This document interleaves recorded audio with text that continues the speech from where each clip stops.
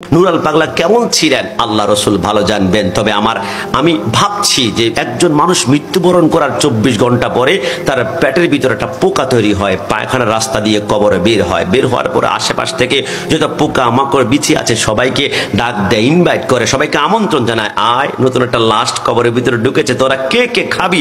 সবাই আসা শুরু করে।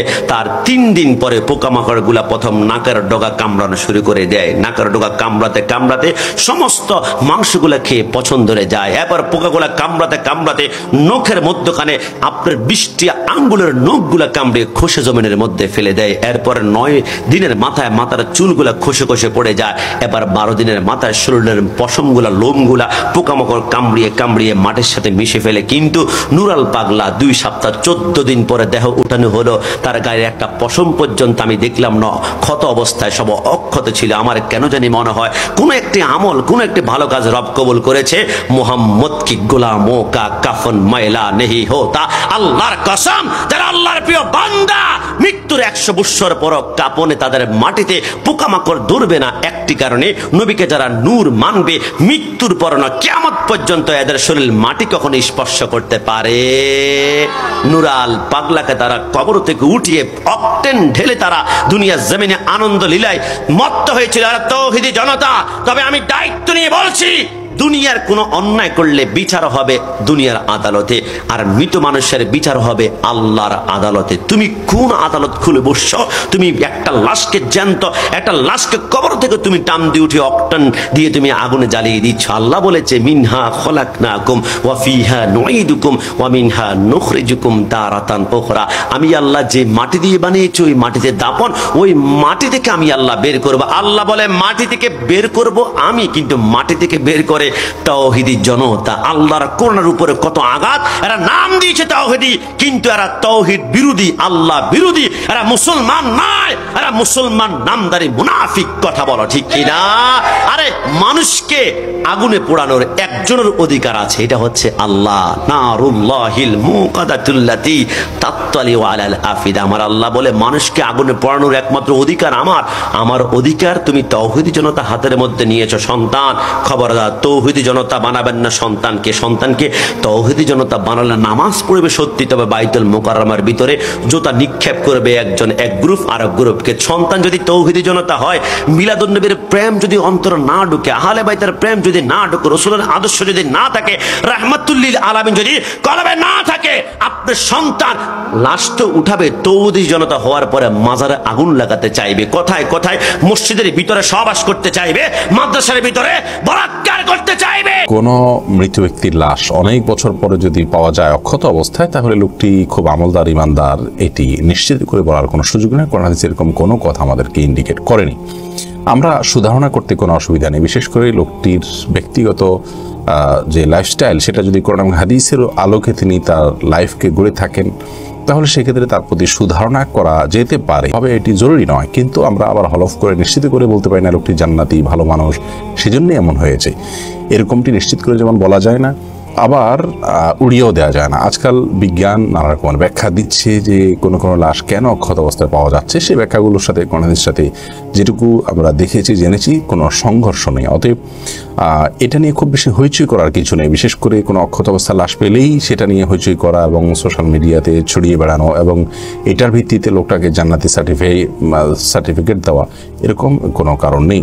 আর এর বিপরীতে কোনো নেককার আমলদার মানুষ, তার কবর মাটির সাথে মিশে গেছে, হাড়গোড় পাওয়া গেছে, তাহলে তিনি বোধহয় আর এত আমলদার নন, নেককার নন, আল্লাহ প্রিয় মানুষ নন, এরকমটি মনে করার কোনো কারণ নাই। আলমে বারজাখ বা মৃত্যু পরবর্তী যে জগৎ, সেই জগতে মানুষ নেক আমল করে থাকলে জান্নাতের সাথে তার সংযোগ স্থাপিত হবে, আল্লাহ তাআলা জান্নাতের নেয়ামত তাকে দিবেন। আর তিনি দুনিয়াতে বদামল করে থাকলে, জাহান্নামী হয়ে থাকলে জাহান্নামের শাস্তি তিনি ভোগ করবেন। তার ধ্বংসাবশেষ যে অবস্থায় থাকুক, সেটা হাড় গোড় মাটিতে মিশে যাক, যে অবস্থায় থাকুক না কেন, তার সেই অবস্থাতে আল্লাহ তাআলা তাকে সেই স্বাদ আস্বাদন করাবেন, সেটা নেয়ামত হোক কিংবা নেকমা বা শাস্তি হোক। বিধায় এই বিষয়গুলো নিয়ে খুব বেশি হইচই করার কোনো বিশেষ যৌক্তিকতা নেই। মানুষের মাইয়াকে কষ্ট দেওয়ার অধিকার আমার নাই। ইসলাম বলেন কোন মানুষ তথা মুসলমানকে জ্বালিয়ে দেওয়া জায়েজ নাই, লা ইয়াজুজ, লা ইয়াজুজ। যারা জায়েজ নাই জানে, দাড়ি রেখে কেমনে জ্বালাই দিল, টুপি পরে কেমনে ঝালাই দিল, আহা পরনে পাঞ্জাবি পরে কেমনে ঝালাই দিল, এই মানুষটা কেমন আমি জানি না। মানুষটার পক্ষে আমি বলছি না, মানুষটা যদিও বা অপরাধী হয়, জ্বালিয়ে দেওয়ার তো কোনো দরকার ছিল না, ইনাকে পুড়িয়ে সরকার করার তো কোনো দরকার ছিল না। দেশ আছে, দেশে আইন আছে, আইন অনুযায়ী আমাদের থেকে আগাইতে হবে। আর রাষ্ট্রের প্রধান যদি এই মাইয়াকে জ্বালিয়ে দিয়েছে, এটার যদি বিচার না করা হয়, ওয়াল্লাহি ওয়াল্লাহি ওয়াল্লাহি আল্লাহর ইজ্জতের কসম, এই বাংলার জমিনে অতি শীঘ্রই আযাব নাজিল হবে, অতি শীঘ্রই আযাব নাজিল হবে। আমি পরিষ্কার ভাষায় বলতে চাই, মাওলানা রুমি বলেছেন, মাওলানা রুমি রহমাতুল্লাহ আলাইহি বলেছেন, আমি বহু মানুষ দেখেছি যাদের পোশাক নেই, আবার বহু পোশাক দেখেছি, বহু পোশাকধারী দেখেছি যাদের ভিতরে মনুষ্যত্ব নাই। কথা বলেন ঠিক না? আজকে অন্ধকার কবরে যারা চিরদিনের জন্য চলে যায়, সেই লাশ পর্যন্ত ওই হায়নাদের কাছে নিরাপদ না। জাতীয় আজ কি দেখছে বাংলাদেশে? আমি অন্তর্বর্তীকালীন সরকারকে দায়িত্বহীন কণ্ঠে শুধু এই বাংলাদেশের ঢাকার জাতীয় সমাধি উদ্যান থেকে দায়িত্বহীন কণ্ঠে বলতে চাই, অনতিবিলম্বে এই সমস্ত ন্যাক্কারজনক ঘটনা যারা ঘটিয়েছে তাদেরকে আইনের আওতায় আনতে হবে। ঠিক কিনা বলেন? আমি সরকার প্রধানকে আন্তরিকভাবে বলে দিতে চাই, যেই কোনো মানুষ অন্যায় করলে সেই বিচারের হকদার হলো আল্লাহ। কথা বলেন ঠিক কিনা? কে জান্নাতি হবে, বিচার ফয়সাল হবে আসমানে, ফয়সাল হবে আখিরাতে। কিন্তু যারা এই মৃত লাশকে উপরে তুলে আঘাত করে আগুন দিয়ে পোড়ায়, এরা কখনো সভ্য জাতি হতে পারে না। এরা বর্বর জাতি হিসেবে বারবার বিবেচিত হয়েছে। সেই রাজবাড়ি গোয়ালন্দতে একটা কবর থেকে লাশ উঠিয়ে আগুন দিয়ে পুড়িয়ে ফেলা হয়েছে। নুরুল হক, নুরুল পাগলা যার নাম, তিনি নিজেকে ইমাম মাহাদি দাবি করেছিলেন। এমনকি তিনি মৃত্যুবরণ করার পরে তার কবরের ওপরে কাবা ঘরের মতো ঘর তৈরি করে, কাবা ঘরের প্রতিকৃতি তৈরি করে ওই জায়গার ভেতরে প্রকাশ্য শিরক বিদআত শুরু করা হয়েছিল। ভালো করে বোঝার চেষ্টা করেন, শিরক এবং বিদআতের সঙ্গে ঈমানদারদের কোনো আপোষ নেই। আমরা অবশ্যই শিরকের বিরুদ্ধে। তবে একজন মানুষ মরে যাওয়ার পরে তার লাশ কবর থেকে উঠাইয়া আগুন দিয়ে পুড়িয়ে ফেলা ইসলাম কখনো সমর্থন করে। শুধুমাত্র আবেগ দিয়ে চললে হবে না, আমাদের জ্ঞান রাখতে হবে ইসলাম সম্পর্কে। রাসূল করিম সাল্লাল্লাহু আলাইহি ওয়াসাল্লাম রাস্তায় দাঁড়িয়ে আছেন, একটা লাশ নিয়ে যাওয়া হচ্ছে, রাসূল দাঁড়িয়ে গেলেন লাশের সম্মানে। এক সাহাবী বলেন, ইয়া রাসূলুল্লাহ, আপনি কেন দাঁড়িয়ে গেলেন? এটা তো ইহুদির লাশ, আপনি কেন লাশকে সম্মান করলেন? রাসূল বলতেছেন, ও ইহুদি হোক, খ্রিস্টান হোক, যা হয় হোক, সে তো মানুষ, আমি মানুষের লাশ হিসেবে তাকে সম্মান করেছি। সে মারা গেছে, লাশের সঙ্গে কোনো শত্রুতা নাই। তার মানে রাসূল আমাদের শিক্ষা দিয়ে গেছেন ইহুদির লাশকেও সম্মান করতে হবে। আর আমি আবেগের তাড়নায় যদি লাশ উঠাইয়া লাশ পুড়িয়ে ফেলি ইমানের দোষে, এর দ্বারা ইসলামের লাভ হবে না ক্ষতি হবে? লাভের চাইতে ক্ষতি বেশি হবে। পুরো পৃথিবী জানবে মুসলমান মানে উগ্র, এরা জঙ্গি, এরা সন্ত্রাসী। এই জন্য বলতে চাই, দিন পালন করার আগে দিনের যথার্থ জ্ঞান অর্জন করা আমাদের সকলের জন্য জরুরি। যদিও গতকালকে যাকে আগুনে পোড়া হয়েছে স্পষ্ট শিরিক হয়েছে, এলাকার মানুষেরা জেলা প্রশাসককে বলেছেন, পুলিশকে বলেছেন, ডিসিকে বলেছেন, এসপিকে বলেছেন। প্রশাসন যদি আগেই ব্যবস্থা নিত এমন ঘটনা হয়তো বা ঘটতো না। তারপরও আমরা জনগণকে বলতে চাই, তৌহিদি জনতার নাম দিয়ে যারা এই কাজ করেছে, আপনারা জীবন্ত অন্যায়কে বাধা দিতে পারেননি, আপনারা লাশকে উঠায় আগুন দিয়ে পুড়েছেন। এগুলো কাপুরুষ ছাড়া আর কিছু হতে পারে না। কি মনে করেন আপনারা? ও যখন বেঁচে ছিল ইমাম মাহদী দাবি করেছে, আপনার তো শক্তি থাকলে বেঁচে থাকা অবস্থায় আপনি তার মোকাবেলা করতেন। আপনি মরে গেলে তার লাশকে আগুন দিলেন। আর মিডিয়া সন্ত্রাস হলো মারাত্মক সন্ত্রাস। মিডিয়াতে প্রচার করা হচ্ছে যে মাজার ভেঙে দিয়েছে তৌহিদি জনতা। ভালো করে বোঝেন, এটা একটা সন্ত্রাসী। তার কারণ মাজার হলো পবিত্র জায়গা, আমরা মাজারকে ভক্তি করি, ভালোবাসি। আরে এরা তো আসলে তৌহিদি জনতা না, এরা ব্যানার লাগাইছে তৌহিদি জনতার, কিন্তু এরা অরিজিনালি হলো ইহুদি জনতা। এরা বাংলাদেশের ইজ্জত নষ্ট করছে, ইসলাম ধর্মকে প্রশ্নবিদ্ধ করছে, ইসলাম ধর্মের সম্মান নিয়ে মানুষকে কথা বলার সুযোগ করে দিচ্ছে। সেই লোক কি করছে না করছে তার জীবিত অবস্থায় তার সাথে কথা বলার দরকার ছিল না? যে আপনি এটা কেন বলতেছেন, কিসের ভিত্তিতে বলতেছেন? জীবিত থাকতে তার কাছে না যায়া এখন মারা যাওয়ার পরে লাশ কবর থেকে তুইলে বাইরে হইতেছে, লাশ এনে আগুন দিয়ে জ্বালাইছে, জ্বালানোর অবস্থায় আবার লাঠি দিয়ে পিটাইতেছে লাশ এনে। আর একটা মানুষ মারা গেছে, সে আল্লাহর দরবারে চলে গেছে, তার আমল নাম আল্লাহর কাছে, এখন তার এখন কোনো ক্ষমতা নাই, সবকিছু আল্লাহর দরবারে। তুমি এখন তার বিচার করতেছো লাঠি দিয়ে আঘাত করে, আগুন দিয়ে পুড়াইয়ে। এটা কোন ধর্ম? এটা কখনো ইসলাম ধর্মের কাজ হতে পারে না। তৌহিদি জনতা নামে কোথাও যদি কোন ধরনের মব সৃষ্টি করার চেষ্টা করা হয়, আপনারাও মুসলিম জনতা ব্যানার দিবেন। কি জনতা দিবেন? ঘুমাই চিনি আপনারা? কোথাও যদি তৌহিদি জনতা নাম দিয়া কোন ধরনের অকারেন্স করে, মব সৃষ্টি করে, আপনারা নাম দিবেন আমরা মুসলিম জনতা। মুসলিম জনতা দিয়ে সেই মবকে রুখে দিতে হবে। আল্লাহর ওলিদের দেশকে পবিত্র দেশ রাখতে হবে। আলী তুমি ছাড়বে না কোনো উঁচু খবর, সবকে ভেঙে সমান করে দাও।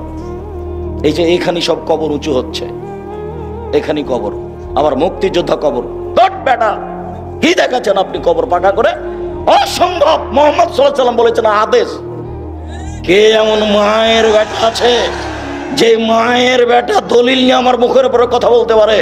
ক্ষমতা দিয়ে কথা বলে একেবারেই সহজ। আমি আপনারা যাক নিঃস্ব মানুষ, আমার বংশেও ক্ষমতা নাই, আমি কোনো দল সংগঠন করি না, আমার দলেরও ক্ষমতা নাই, আমার বংশেরও ক্ষমতা নাই, আমার টাকারও ক্ষমতা নাই। যে কোনো সময় আপনি প্রতিশোধ নিতে পারেন, প্রতিশোধ নিতে সমস্যা হবে না। তবে আমি আব্দুর রাজ্জাক বিন ইউসুফ বলছি, মুহাম্মদ সাল্লাল্লাহু আলাইহি ওয়াসাল্লাম বলেছেন উঁচু কবর ভেঙে দিতে হবে। এবার বলছি, দেখি কোন মায়ের বেটা এই কথা 19-20 করতে পারে? এমন কোন মায়ের বেটা পৃথিবীতে জন্ম নিয়েছে, তার সাথে আমি মুখামুখি হতে প্রস্তুত রয়েছি। যাদের কাছে একজন মৃত ব্যক্তি নিরাপদ না, একজন লোক পাগল মারা গেছে, সেই ইমাম মাহদী দাবি করছে। লোকটা তো মারা গেছে, তার মারা যাওয়ার পর তার কবরের উপরে নাকি কাবা শরীফের মতো করে তারা ডিজাইন করছে। তো ভাঙিয়ে ফেলেন এটা। কিন্তু একটা মানুষ মারা যাওয়ার পর কবরের উপর ডিজাইন ভাঙেন, অসুবিধা নাই, কিন্তু এই লোকটার বাইর করে না জ্বালিয়ে দেওয়ার অধিকার ইসলাম ধর্ম তো বলে না। এবং আপনাকে জ্বালেন পুরা পাগলার উপর খেপছে কেন মুসলমান? এটা জানেন? জানেন না? নাস্তিকরা খুব বলতেছে আলেমরা সন্ত্রাসী, এইটা সেইটা। এই নুরা পাগলা ছিল খ্রিস্টান। সে খাজা খবিরউদ্দিন চিশতি নাম রেখে 11 বছর তার মুরিদদেরকে খ্রিস্টান বানাইছে। কত বছর? 11 বছর। তো মানুষের একটা ক্ষোভ ছিল না? সে যদি খ্রিস্টান পরিচয় দিয়ে খ্রিস্টান ধর্ম প্রচার করতো তাহলে কেউ বাধা করুক, খ্রিস্টান পরিচয়। কিন্তু মুসলিম পরিচয় দিয়ে সুফিবাদের নামে পীর সেজে খ্রিস্টান ধর্ম প্রচার করেছে, এটা মুসলমান সহ্য করতে।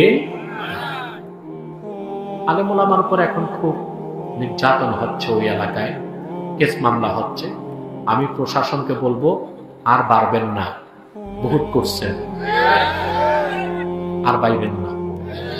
তখন কিন্তু ওই গোয়ালন্দ ঘাট এলাকার আলেম ওলামা তারা নিরীহ না, এতিম না, তাদের সাথে আব্বাসী আছে, আব্বাসীর মতো হাজার আলেম বাংলাদেশে।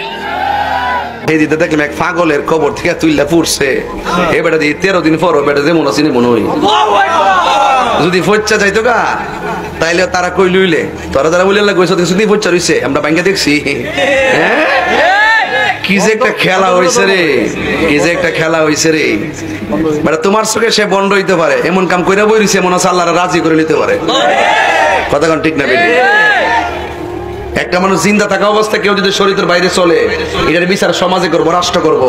একটা মানুষ মারা যাওয়ার পরে সমাজে মানুষের বিচার করার সুযোগ নাই, এই বিচার করবে একজন, জবান খুলে গন তিনি কে। তো তুমি কোন কারণে কবর থেকে লাশটা তুলছা? স্বাধীনতা পৃথিবীর ইতিহাসে আবু জাহিলের কবর থেকে তাকে তোলা হয় নাই, আবু লাহেব নবীরা কষ্ট দিচ্ছে কবর থেকে তোলা হয় নাই, এবং উতবা সাইবা মুনাফিকরা কষ্ট দিচ্ছে লাশ তুললে তোলা হয় নাই।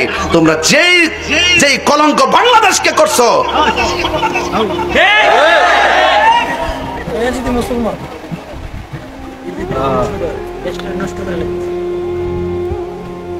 গতকাল মামলা দিচ্ছে তাহির হুজুরের বিরুদ্ধে, আমি কিটা করছি? আমি তো ওয়াজ না করি, তুমিও তো ওয়াজ আমারে কও, আমিও তো তোমারে কই, এটা আজীবনই চলবো। তো মামলা মামলা তুমি আমারে কইলে আবার 10 বছর পর আমার জীব হতে পারে, তোমারে করতো না। বালা না এগুলো ঠিক না, এগুলা ঠিক না। ওলামায়ে কেরাম কোরআন সুন্নাহর কথা বলবে, কার সাথে মিলবে কার সাথে মিলবে না, মামলা মোকদ্দমা ভালো না। তোদের নুরুল পাগলা সুদখোর ইউনূসের আমলে কবরেও টিকতে পারলাম না, মৌলবাদী জামাত শিবির কবর থেকে তুলে আমাকে পুড়িয়ে ফেলেছে। আমি পাগলা আল্লাহর কাছে বিচার দিয়েছি।